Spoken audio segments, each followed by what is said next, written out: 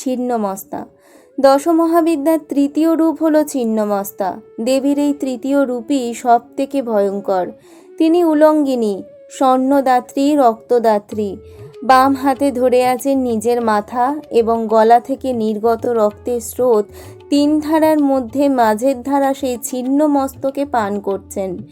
বামে সহচরী ডাকিনী ও ডানে সহচরী বর্ণিনী, বাকি 2 রক্তধারা পান করছেন।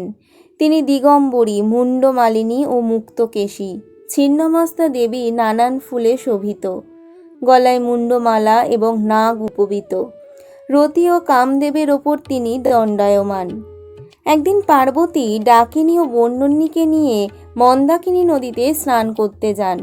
মন্দাকিনীতে জলকেলি করে উঠে 2 সহচরী আর্তনাদ করে ওঠেন, আমি ক্ষুধার্ত, আমাদের খাদ্য দাও। কিন্তু ডাকিনী ও বর্ণিনী রক্ত ও মাংস ছাড়া অন্য খাদ্য খায় না। তখন দেবী অট্টহাস্য করে নিজের নখাগ্র দিয়ে নিজের কণ্ঠচ্ছেদ করলেন। ছিন্ন মস্তকটি তখন তার বাম হাতে এসে পড়ল। মুক্ত কণ্ঠ থেকে 3টি ধারায় ফিনকি দিয়ে রক্তস্রোত বের হতে লাগলো। দেবীর 2 পাশে দাঁড়িয়ে 2 সহচরী 2 রক্তধারা পান করতে লাগলো।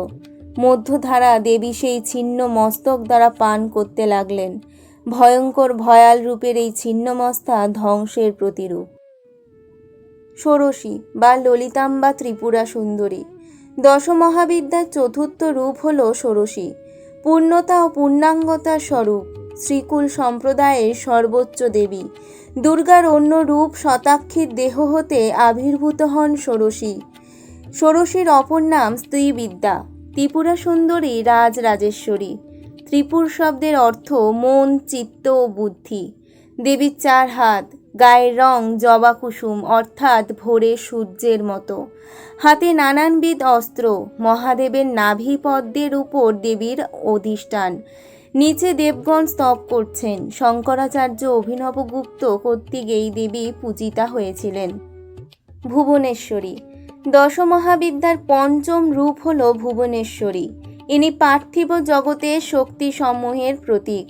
পুরাণের কাহিনী অনুযায়ী উন্মত্ত হয়ে দেবী যখন ষোড়শী রূপ ধারণ করেন তখন শিবের বুকে নিজের ভয়াল ছায়া দেখে খুবই ভীত হয়ে পড়েন। তারপর সেই ছায়া নিজের বলে যখন চিনতে পারেন তখন কিছুটা সুস্থির হন। এই দেবীর গায়ের রং জবা ফুলের মতো। 4 হাতে অস্ত্র ও বরাভয় মুদ্রা। চারিদিকে 4 জন দেবী এই দেবীকে ঘিরে আছেন। দেবীর আরও সহচরী আছে। ভৈরবী। দশমহাবিদ্যার ষষ্ঠ রূপ দেবী ভৈরবী। ইনি চতুর্ভুজা, হাতে অক্ষমালা। দেবী অস্ত্রহীন। এই দেবী বিদ্যা ও ধনদাত্রী। 64টি যোগিনীদের মধ্যে প্রধানের নাম ভৈরবী। ইনি শিবের ন্যায় স্ত্রী মূর্তি। ইনি সঙ্গীতের ক্ষেত্রে বিভিন্ন নামে পরিচিত। ইনি ভয়ঙ্করী দেবী, সেই কামনা ও প্রলোভনের স্বরূপ যা মৃত্যুর দিকে টেনে নিয়ে যায়। অস্তহীনা এই দেবী বিদ্যা ও ধনসম্পদের দেবী। ধূমাবতী। দশমহাবিদ্যার সপ্তম রূপ ধূমাবতী। একদিন কৈলাসে পার্বতী প্রচণ্ড ক্ষুধায় কাতর হয়ে বারবার শিবের কাছে অন্ন চান, কিন্তু ঘরে একটাও চাল নেই। ক্ষুধার জ্বালায় ক্ষিপ্ত হয়ে শিবকে গ্রাস করে ফেলেন দেবী। সঙ্গে সঙ্গে দেবীর দেহ হতে ধোঁয়া নির্গত হতে থাকে। সেই ধোঁয়া পার্বতীকে বিবর্ণ করে দেয়। ধোঁয়ায় আবৃত দেহ থেকে শিব বের হয়ে আসেন। বলেন, তুমি যখন ক্ষুধায় আমাকে গ্রাস করেছ তখন তুমি বিধবা হয়েছ। এই বিধবা বেশে তুমি ধূমাবতী রূপে পূজিতা হবে। তাই ধূমাবতী বিধবা, শিবহীন, ভয়ঙ্করী, রুক্ষ মলিন বসনা, বিবর্ণ মুকুণ্ডলা, বিরল দন্তা, নিত্য বুভুক্ষিতা, অতিকৃশা বৃদ্ধা। ধূমাবতী 2 হাত, এক হাতে কুলা, অন্য হাতে ধর। ইনি ররথরুরা। রথের ধ্বজায় 4টিতে 4টি কাক।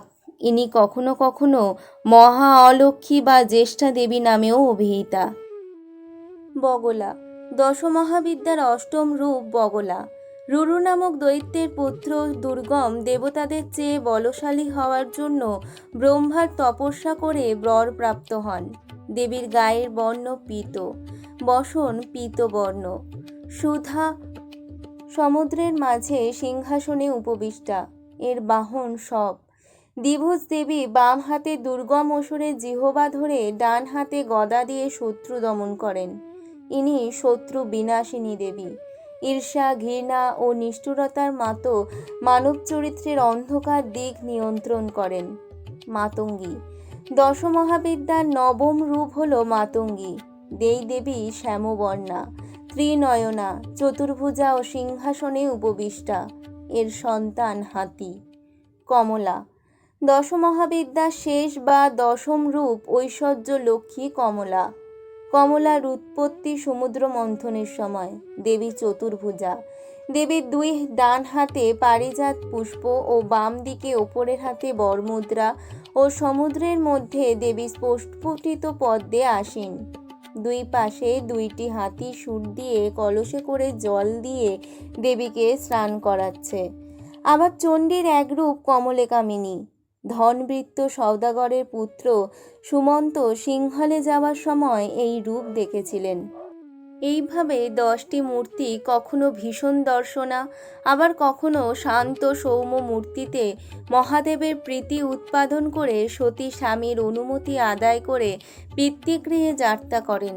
মহাদেবের বরে এই 10টি মূর্তি দশ মহাবিদ্যা হিসাবে পূজিতা হন।